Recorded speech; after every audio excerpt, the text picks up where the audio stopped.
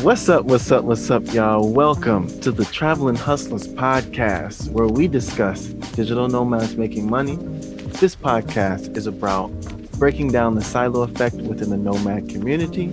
Our intent is to openly provide actionable ideas to hustlers becoming digital nomads. So, we are Lavelle and Paris, and we are running the show. Today we've got Chris and Taylor of Adventure Islands, or the Adventure Islands. Sometimes messes which one. But they are here and they are going to share their gems with us today. So, starting off, wanted to get your story and how you got into van life. That's what she You gonna say it? Yeah, I know. Yeah, so we got into the van. First off, we started off living on a boat at first in San Diego, 32-foot yacht, and we were living at the marina in the boat illegally, like not really being there as a liveaboard per se. So to help offset it, we ended up getting a van because we were like, oh, we can like park somewhere else 1 or 2 days out the week, and started putting more money into the van. And we were like, oh, like this van life is actually pretty cool because we can go wherever. And we ended up selling the boat for more than what we bought it for, and that allowed us to quit our jobs for a little bit and kind of taste that like nomadic lifestyle, and it kind of helped us jumpstart our transition to being like full-time nomads during that process. Yeah, van life definitely sparked entrepreneurship for me, at least. Yeah. Chris was probably born an entrepreneur, but I just saw the freedom and I was like, how do we keep this going? And then how do we start forming generational wealth? Because that's something that we're passionate about. That's great, and that's actually part of the reasons you guys are here, because not everybody gets on the Travelin Hustlas Podcast. You know, it's real entrepreneurs and real people, hustlers, becoming fully fledged digital nomads in this joint, in this piece. I don't know which one I was going to say. But yeah, so Paris is going to hop off with that. So, you were talking about living on a boat, which was cool, because I remember when you first showed up on Facebook, I was like, man, it wasn't exactly when we started, but when we did start, the boat was one of our options. We were moving to the Grand Bahama Island. We was going to get a 25-footer, a truck, a Jeep or something that was big enough to haul it, and we was going to be there, but it didn't work out that way. But it's nice to hear that actually being the boat life actually being done by some Black folks, Black couple, which is definitely not publicized very often. So when you did move into the van, we want to ask everybody who comes on the podcast, which financial focus was their primary? Was it saving, investing, or earning when deciding to move into a van? I think for me, it was like earning. Like I wasn't necessarily worried about investing per se. I already had like some form of savings. It was like, okay, how do I produce some kind of income being in the van? Absolutely. Cool. So you also mentioned that before you both are entrepreneurs. So what are some ways that you make income while living in the van? Long list. Yeah, that works too. A long list. It's great to have multiple streams of income. Multiple streams. So a little bit of content creating. We sell merch on adventureislands.com/merch. Yeah. We also sell ebooks to help people get started living nomadically. Chris is a personal trainer. We own a house, and we invest in stocks on the regular. So, yeah. Yeah. Long-term investors, I would say. Okay. So not day traders over here. Y'all ain't selling 20% of your portfolio because it tanks. It's hard to day trade with the kind of signal that we have sometimes. Yeah, you gotta set it and forget it. So how is it having a house and living on the road? Do you like manage it? Do you have somebody else that manage your house, your property? Yeah, with the real estate, I did some studying about real estate while we were in the van, still in the van. And the importance of just having a team was really preached in a lot of the books I was reading and stuff. And Go ahead, just shout out having some of those books. The Make Real Estate Real course is a really good course for anybody interested. And then and it's taught by somebody Black. Yeah, taught by like Jamal King. He was a cop. His whole thing is on Instagram. His Instagram handle is the 9 to 5 millionaire because he was a cop in the city of Chicago for 25 years while he was acquiring real estate. So he built up this multi-million-dollar real estate portfolio at the same day he retired, kind of deal, from the police department. And so he talks about just like getting a real estate agent, property manager, and like being fully transparent. So last year during the pandemic, we were able to find a property manager and a real estate agent that could like help us out with that. So nice. Okay, cool. I don't know if that's this dog, y'all dog. That's the dog. Hey, get out of here. 4 people and 3 dogs. Oh man. Okay, cool. And so how is it doing the lifestyle of personal training on the road? It's more so it's easy for the instructor. It might be a little bit harder for the client because they don't get that like physical, tangible, in-person experience. But when you do stuff like when you make videos, like workout videos to show them how to do it on the app, like some of that can like help make it seem like a little bit more personal. The only issue really is kind of like with just being an entrepreneur on the road, it's just the time difference when you have like a call and then making sure you have service. And so did you guys do personal training before hitting the van life and also having a property before van life, or was this once you got into van life? I was a certified personal trainer before van life, and then with the real estate rental property, we were just living in California for a while. Yeah, we were like in a break. Vans. Yeah, we were already in a break from the van. Like over the last 4 years, we took like a 1.5 year break. 8 months before the pandemic, 8 months after the pandemic, and like during that time, it was a lot of aggressive like real estate research, a lot of really aggressive real estate research, and that's when we acquired the house. And we kind of gave ourselves last year like a 1 month, well 2 month, 2 months. Yeah, like a two. Like we was like, all right, if it doesn't get rented out in 2 months, like we'll move in, kind of deal. Like that was the first way we was gonna like handle this first risk, and then end up getting rented out like a week. Like a week. Yeah. Wow. So Nice. So let's go into personal finances a little bit more, into budgeting. Do you guys budget together? How do you do budgeting? It's I would say it's not as strict, but we have the same goal in mind. We're not out here trying to splurge, break the bank, see every attraction on the road. Like, we're looking for free things to do, cheap things. But we live a very low financial lifestyle just to be able to, continue to live like this. Yeah. So efficient. Instead of a low high class efficiency. That's what it is. Yeah. Efficient lifestyle. Yeah. Balling on the budget. That's right. Balling on the budget. Same here. Absolutely. Yeah. Mm-hmm. It kind of helps. What'd you say? It helps when the van is paid off and you got solar panels and stuff. Yeah. Yep.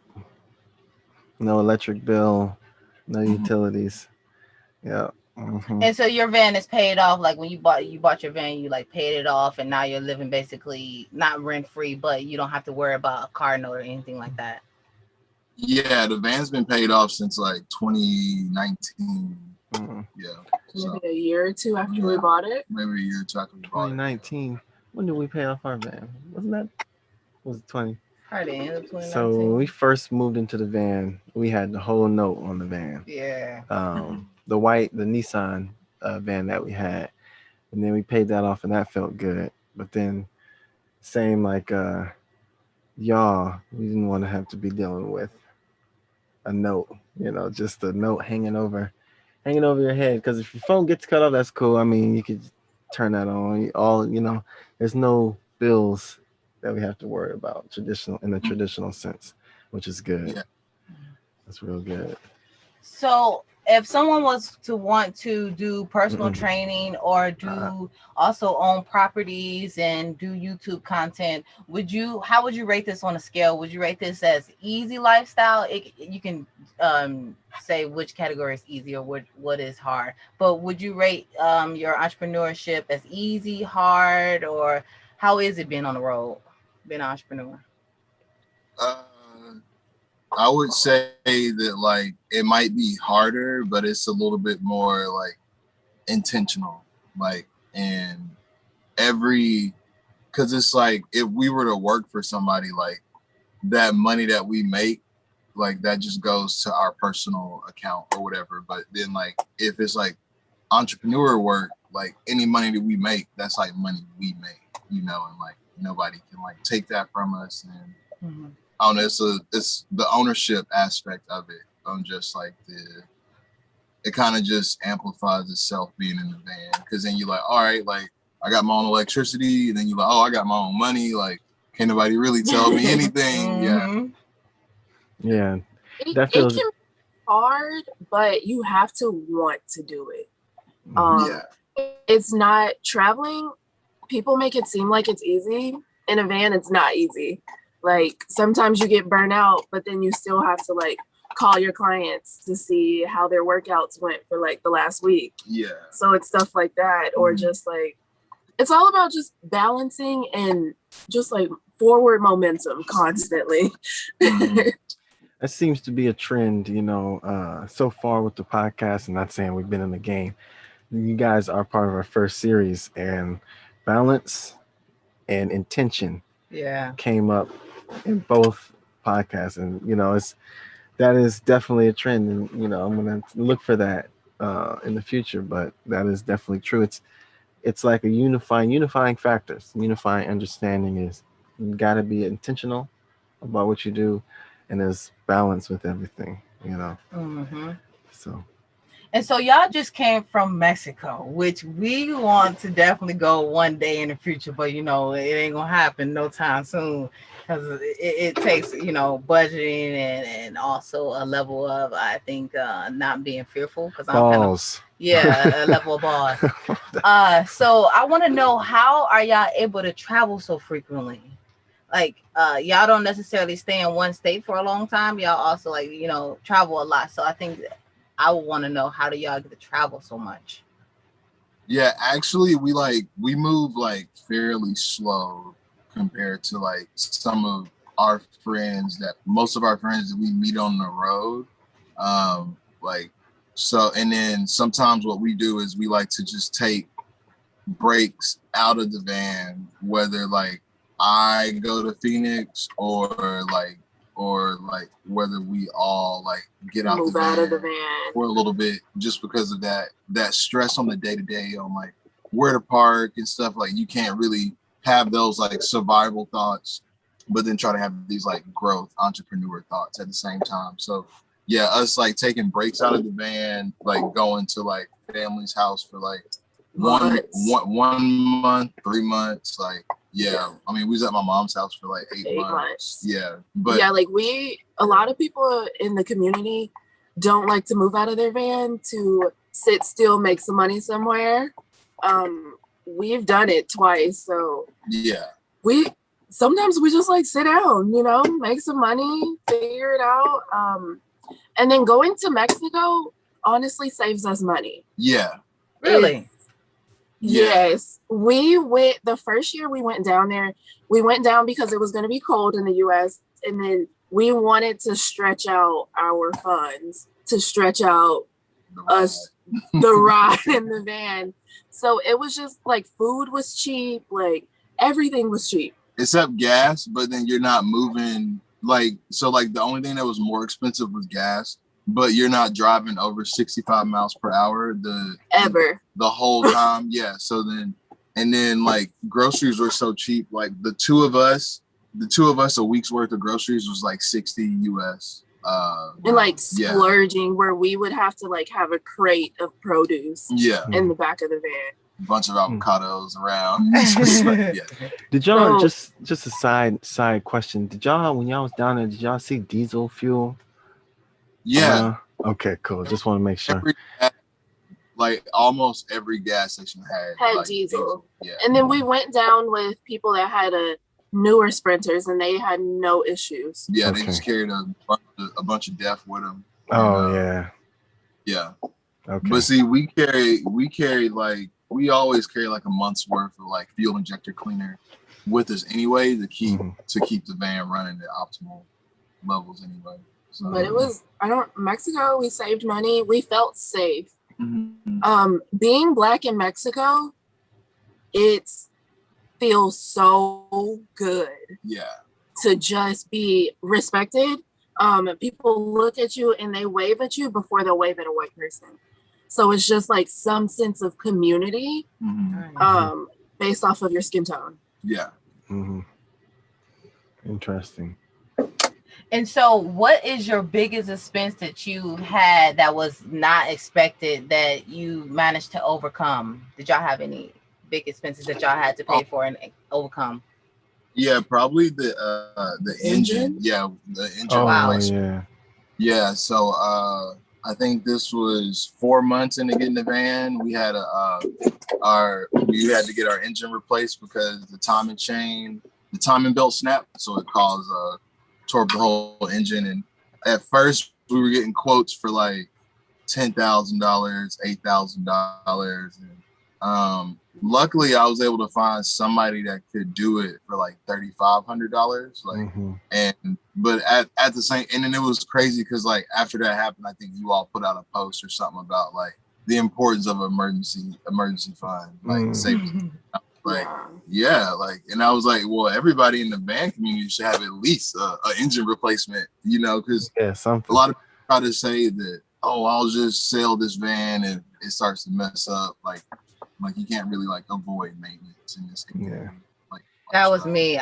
When Lavelle did the whole fuel injection thing and he put the wrong fuel in, I was like, Lavelle, we're selling this. I don't care if we had this for a month. We're selling this. I am not about to pay for prices like this.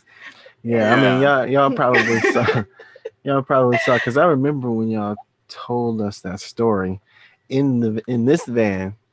Was it this van? Maybe no. No, it was this van. It was this one that didn't have nothing in it though, and he was telling us about the engine, and the next thing you know, y'all leave, we leave, and I cause a $6,000 repair bill on the van. So yeah, the emergency fund is definitely important, and don't put, I mean, y'all, if y'all gas, then y'all gas, but don't put gas in your diesel because you're gonna tear up everything. Everything's gonna need to be replaced. Oh man. So yeah, I mean, the engine is intimidating, a thought, but $3,500, that was a really good deal. Yeah. She might have to go use the bathroom. And so, what advice would you give the audience listening about personal finance and how they can travel more often as well? My thing, I always tell people the slower you go, the less money you spend on gas. So. And then limiting things that you necessarily don't need to buy. You don't need 7 pairs of the same color shoe, or like. If you want to do that, I don't think that you can travel at the same time. And that's just it. And then stop going out to eat, stop going to the bars. That's a lot. Because Yeah. that alone is like gas for Gas like money. a couple months. Yeah.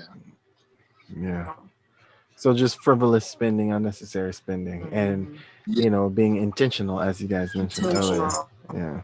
But then, yeah, I guess the issue sometimes is that sometimes you can be too cheap, but then that might cost you. Like, say for instance, when we first got in the van, like our fridge was never plugged in, so it was treated like a cooler. So like it was cheap because we didn't like have like a solar system set up and stuff to run a fridge, but it cost us more because we would always have to buy ice and then have to like drain it out. And so it cost us like time and money from that aspect. So it's like some things are just worthy to just drop the money down initially, so you don't have to like keep making like recurring payments, repetitive payments and stuff.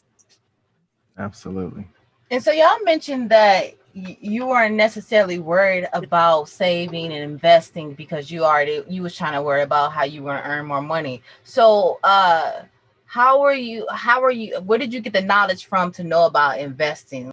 Yeah, so I would have to say that because of my motorcycle accident, it changed a lot of stuff. Like before being in the van, I was just this like 3-job working person. I was just like, I got a job here, job there. Like I'll just pay somebody like to install a whole solar system on our van, and then like the next day I got a quote. The next day after I got a quote from him, I got in my motorcycle accident, and it was the change in lifestyle was so aggressive and so onset because I went from like working in 3 different places to now I can't lift anything over 10 pounds for like 6 months. So I had to do a lot of like thinking with like not necessarily my physical body. And that's when, I started to dive into some of the personal finance books like Rich Dad, Poor Dad, and the How to Buy a House with Little to No Money Down. And those books were like pretty like spot on with like things I needed to know and stuff. And I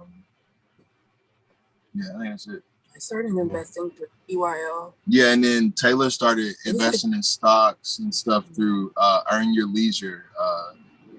Through their like Market Mondays. We would just watch it every Monday. It just was something we would do during the pandemic. Y'all actually recommended that to us. Paris was reminding me that y'all had recommended us to Earn Your Leisure every week. Mondays. So consistent, staying consistent. Cool. That's half the battle. Half the battle. Right. Half the battle. Cool. So if people want to get in contact with you about your personal training, your websites, and your content creation, how will they get in contact with you? AdventureAllens.com is our website, and then to reach any fitness stuff, you can just look up Muscles on the Move. And then any Adventure Allen stuff or social media questions, you can reach out to Taylor. She runs the social media page for Adventure Allen. DMs are always open. Any questions? You can also send us an email through our website if anybody wanted to talk more, like a long conversation of like questions and stuff. Cool. So I wanted to thank you guys very much for spending your time with Lavelle and Paris at the Travelin Hustlas Podcast. And we wanted to close it out for our listeners. So thank you very much for tuning in to the Travelin Hustlas Podcast, where we educate and motivate digital nomads making moves to achieve financial freedom. So we want to hear from you. What is your next move? Peace out, y'all. Adios.